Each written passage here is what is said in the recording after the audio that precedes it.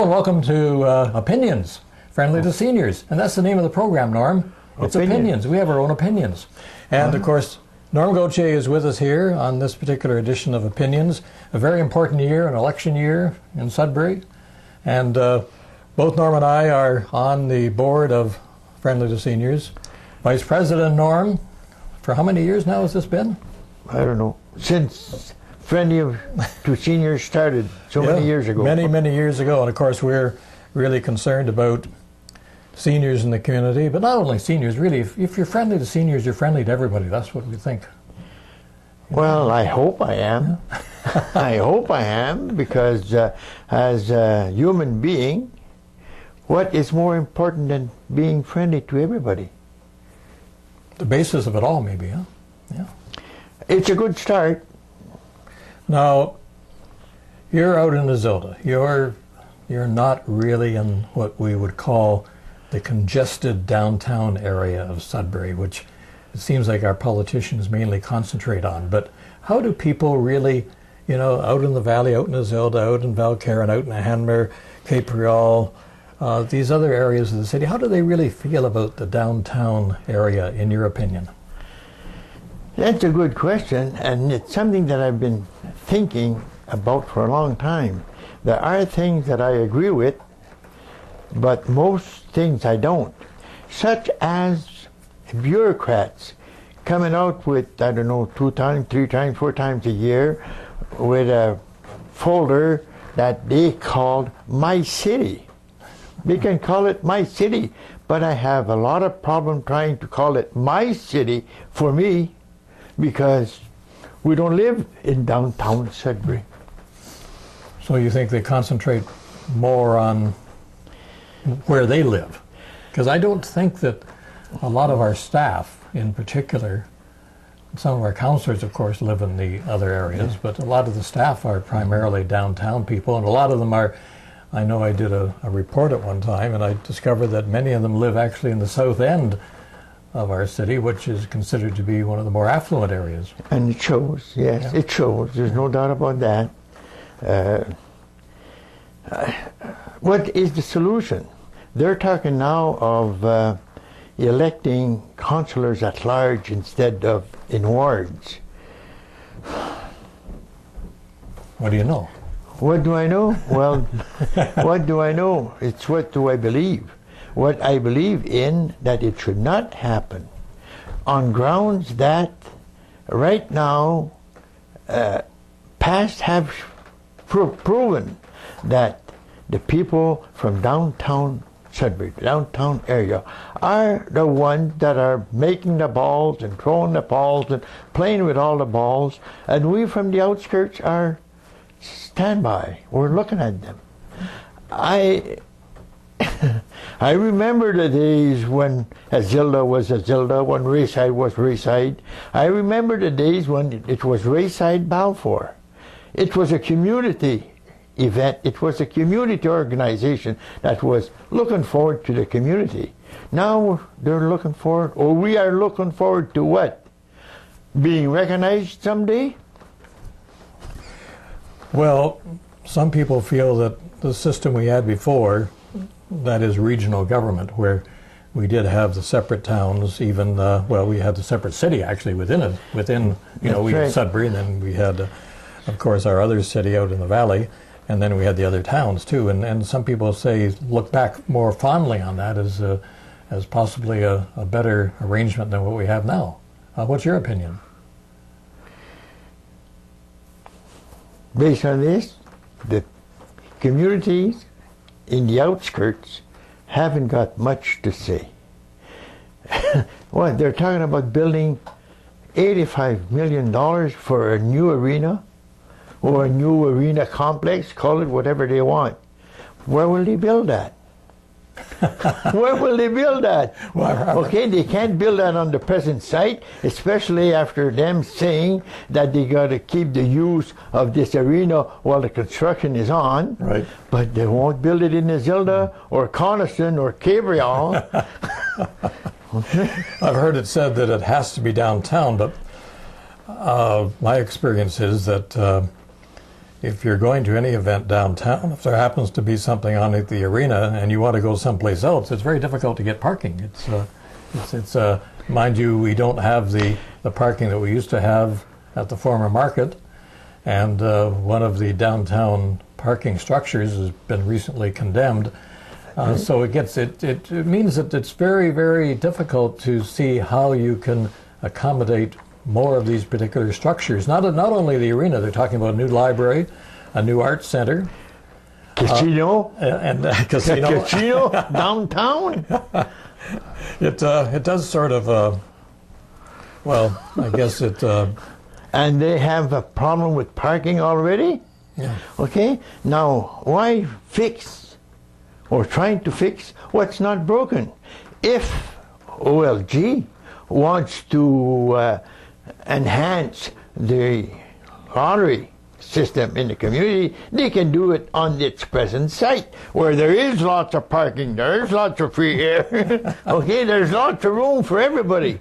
And people that wants to visit that place, they'll visit it regardless where it is. Mm-hmm. And if it's downtown Sudbury, well, it may attract people that cannot afford to go to the casino, but being so close to it, then that's where their bread and butter money may be going. Well, we had the opportunity to appear before the Chamber of Commerce. You were there, and right. They have a special committee discussing the casino, and I know you made a particularly, I guess, emotional appeal with respect to the casino and how it affects individuals. People that have lost not only their shirt, they have lost their family, they have lost their job, they have lost their life. All because of addiction. Mm-hmm. Okay, now there's there's not only drugs that creates addiction. No. Well, I guess we can be addicted to certain things. However, some of them don't affect our livelihood, such as putting money out. I understand that actually Lotto 649, the odds of winning a Lotto 649 jackpot are 14 million to 1, which is rather high. But the odds at a casino are also fairly. I don't think, and even to give the OLG people their credit, they do state that you can't win. There's no way you can win because OLG is not there to lose money. They're there to make money by any means they can. Well, we're here, Normand Gauthier and myself, both of Friendly to Seniors, and we're talking about issues. We have our Friendly to Seniors studio. I believe that we're recording. You can see the little red light there. Anyway. Yeah, I can't see the red light because I'm colorblind, so I'm never exactly sure if we're on, but we believe we're on, talking about various issues and our opinions, and especially in this very important year, an election year. And there seems to have been, judging from, we have a number of letters to the editors and comments from people on the street. There seems to be a general degree of an unhappiness with respect to the last 4 years we've had in local governance. And do you feel this yourself too, out your way? Well, what I would proceed to say that people are elected by people, but the people that do controls are the most likely the ones on staff. Mm-hmm. In many cases, they call them professionals or qualified people and this and that. If they would not have their own agenda, it might be nice, but sometimes it's left to desire that who makes the balls and who throws them at whom. And we are so often victims of circumstances. Well, of course, staff are there in many cases longer than politicians, and they have their own agendas. They know where, okay, we want to do a new facility here, or we'd like to build a new road here, or we'd like to. Now, the question I guess a lot of citizens have is, do they want to do that to ensure their own jobs, or are they doing it on behalf of the community, or is it both, the combination? Well, in some cases, I believe they do so many things just to try and substantiate that their position is needed within the project or the programs or the community. So sort of self-preservation in a way, right?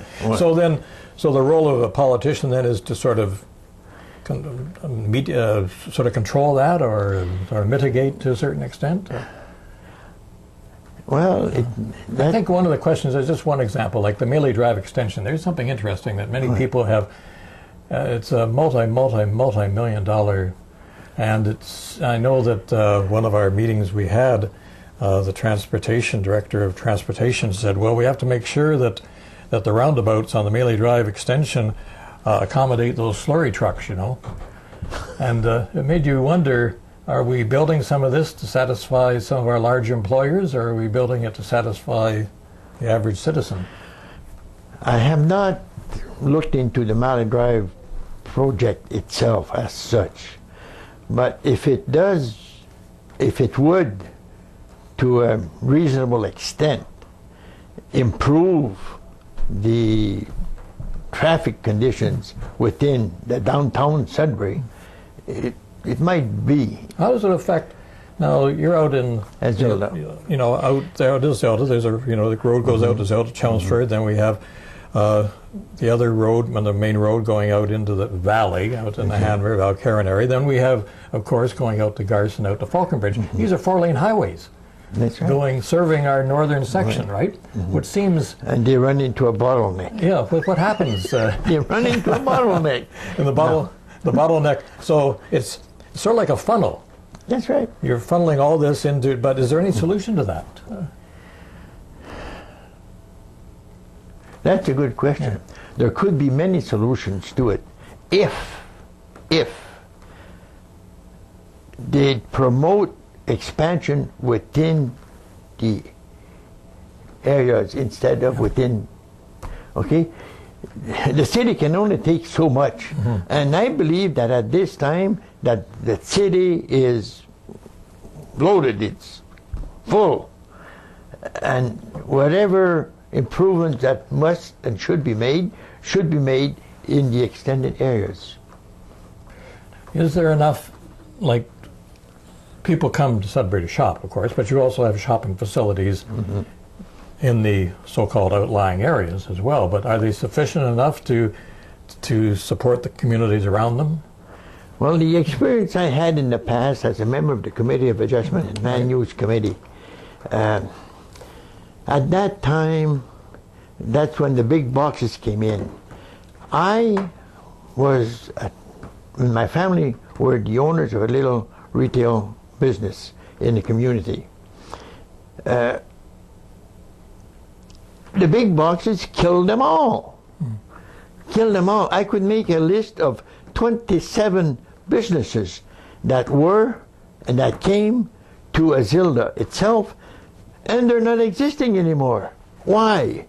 So why? I've heard that said that basically the big box stores didn't affect the stores closer to them, but affected the stores further away in the outlying communities more. Well, the second part of your comment is true, because which community has expanded since the new big stores came in? Right.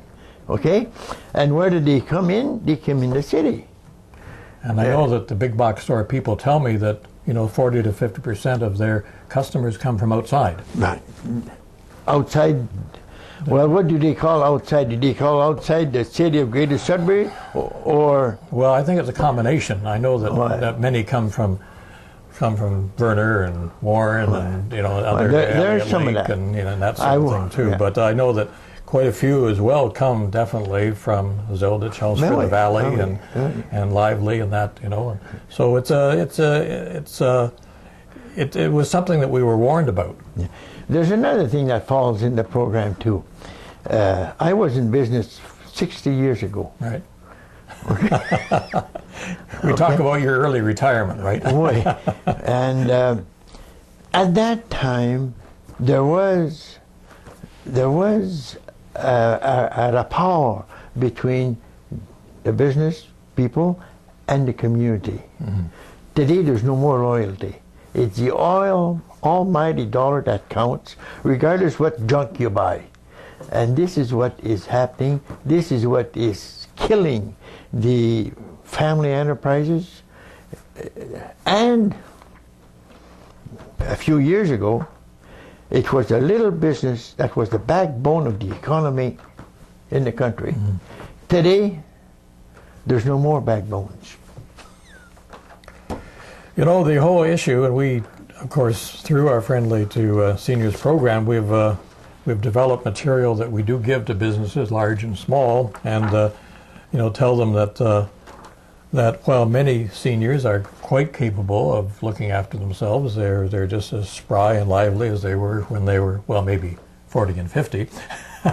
But as you do probably get into more advanced age, sometimes there's cognitive difficulty, sometimes you can't see as well, sometimes you know, the arthritis affects you, and that's basically what we look at, to just encouraging businesses, and I think they're doing it largely. I think they really are taking, and especially because the fact that more seniors have money as well too. Many do have a certain amount of money that they. So if you're ignoring the senior population, which is growing and growing, then you're ignoring some business. But that's from the business side. But then there's the other side, that's government services, and we've really been involved with the hospital and trying to help them out in dealing with seniors. I know we've done a couple of tours of the hospital with the emergency department and suggested improvements there as well.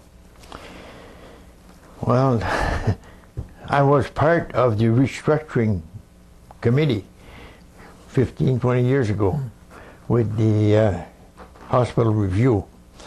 There's been changes in the hospital service that 20 years ago nobody would have thought that a patient would come in, have a heart operation, and in 3 days he was home. Right. Okay? A few years ago, you'd go for a little knee surgery, and you were a week in the hospital and a month on crutches. It doesn't happen anymore. There's been changes all over the place. But still, people wait extraordinarily long times in the emergency department, and sometimes we know that perhaps people who deserve to be in the hospital maybe don't get admitted, and those that are maybe not quite ready to leave are encouraged to leave as well. Now, mind you, the hospital more or less states that they're trying their best to do, but I'm on one of their committees, one of their ALC committees, alternate level of care committees, and at our last meeting we talked about the fact that Canada's number 11 out of 11 countries in wait times and services, and Germany's number 1. And one of the ladies who actually came out to one of our Friendly to Seniors meetings, who's head of gerontology up at Laurentian University, a gerontology course, comes from Germany, and she said, very interesting, she has her own personal experience in Germany. She said, very few people go to the emergency department in Germany because doctors come to the home. That was happening in our younger days. And another interesting fact, that apparently the healthcare system in Germany is paid for based on your income. So if you're a high income earner, you pay a little more through your taxes than if you're a low income person. So it's funded that way. You get the same level of service, but if you're a rich person, your taxes are a little higher to pay for service, and if you don't have any income at all, you still get the same service, but you don't pay, of course. So it's an interesting, it's another way of looking at it, I guess. I know that. Well, it's putting the human being first instead of the almighty dollar. So maybe we should be looking at some of these other models.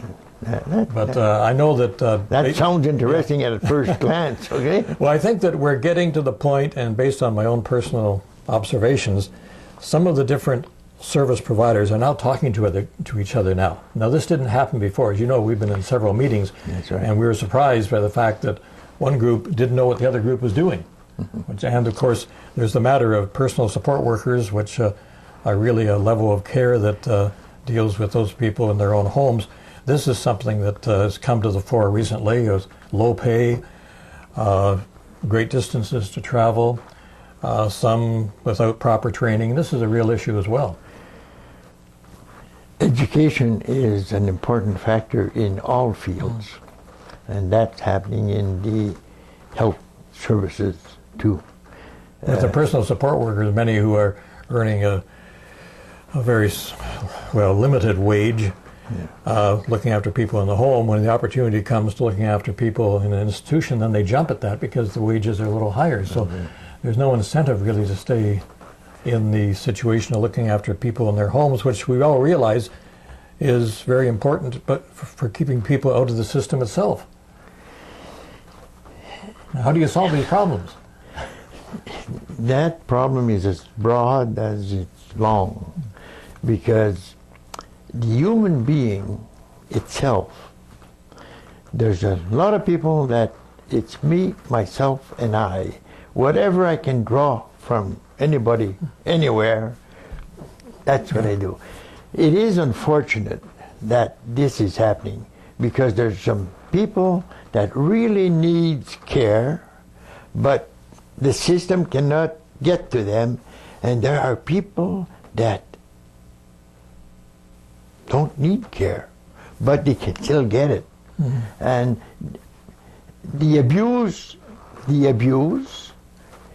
is a very important factor in making it difficult for the community to give the service and for the people that should be getting the service.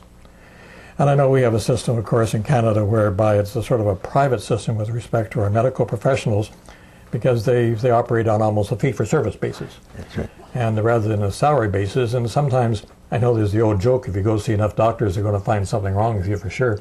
But and there's that incentive to sort of keep coming back and being checked, and the number of tests that they do and that sort of thing as well too. So there's the whole, as you said, the whole issue is very, very broad. It's hard. It's hard to say what is the solution. What can we do?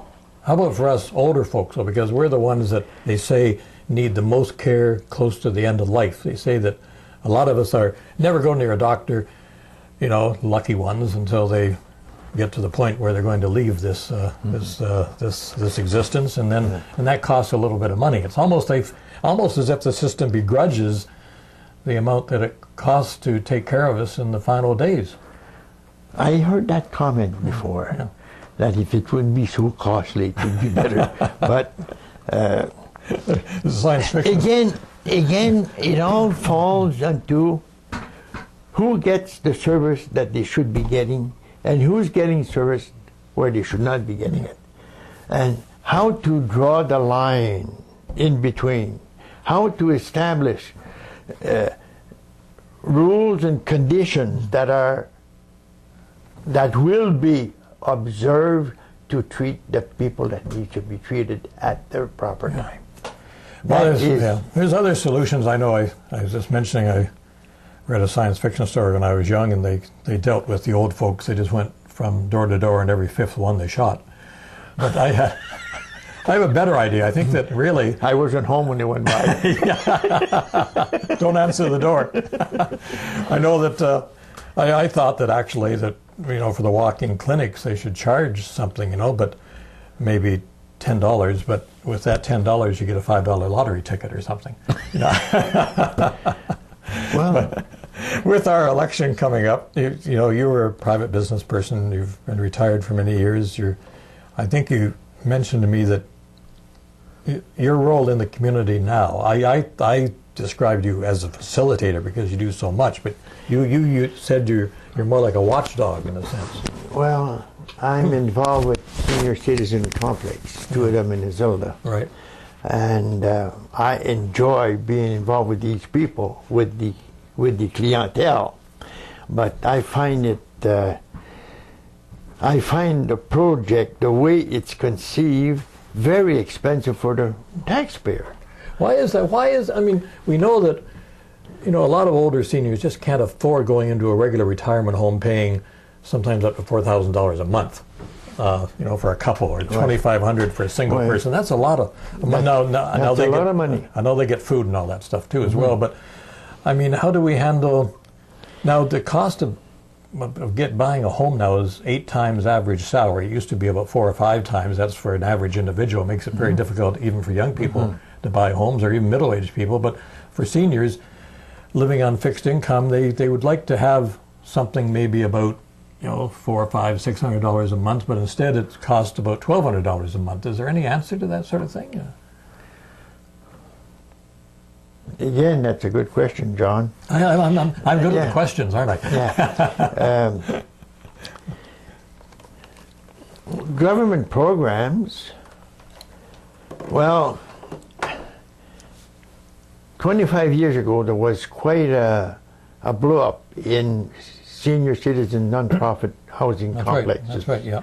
Okay? Were those co-op or those are different types? Yeah, different types. Right. It's different types. And what is happening, these projects were put together under rules and regulations and directives from the Ministry of Housing. And we had to follow the rules. Okay? They came out with, they had so many dollars for this project. And everybody knew how many dollars they had, so the contractors bid to spend it. Right. Okay? Okay? Of course. And it's costing $1,000 a month to keep a 500 square feet unit for the tenant. Does that include paying off mortgages and stuff? Or Oh yeah, that's what I'm talking about. It's costing us. Right. Okay? And we end up getting $600 and some a month. Right. Okay? So there's quite an amount of government money that comes into this project. Now what we find, or what I find difficult to accept is that within our projects we must have, well, we've got one project that's a 50-50 split. 50 geared to income and 50% market. Right. But within the market, it's still costing us $1,000 a month. Right. Okay, to keep that unit, and the market rent is $600 and $700 ballpark figure. Okay. So you're not even covering the cost. No. And we have people that live in them.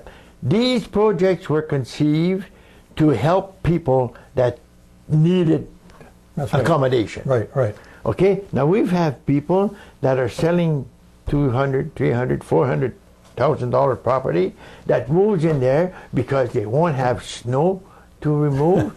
Okay. Right. They have a car. Okay. No more problems. Yeah. It's not for them. But so its market value, should it be geared more to income then? Perhaps? Well, no. Because there's a big cry right now that there are not enough social housing projects. Right. The people that have their own home, that should not be in there at all whatsoever. Because that's not the clientele that these programs, these projects were put together to serve. So we really need to take a closer look at the needs analysis. Right. Now, I go to ONFA, Ontario Nonprofit Housing Association convention every 3 or 4 years. I've been doing this for 25 years now. And every year, I come out with that. Every year, there's people there that are concerned about this. Can we throw them out? No, I don't think so. Okay, I won't even try. But should we get some more in? Okay, that could be on a long-term basis a way to accommodate people that would be accommodated in that project, that needs to be accommodated in that project. So really, grandfather those who are there, and then going forward, look at the more realistic way, because we're really paying for this two ways. Right? Exactement. Yeah. Exactement. I said to you before that I like to be a watchdog for the public purse. Yeah. Okay, well, I'm barking at that one. And that's all the time we have with Watchdog. Norm, thank you very much for being with us, and we may be talking to you again here with our opinions on behalf of Friendly to Seniors. Goodbye for now.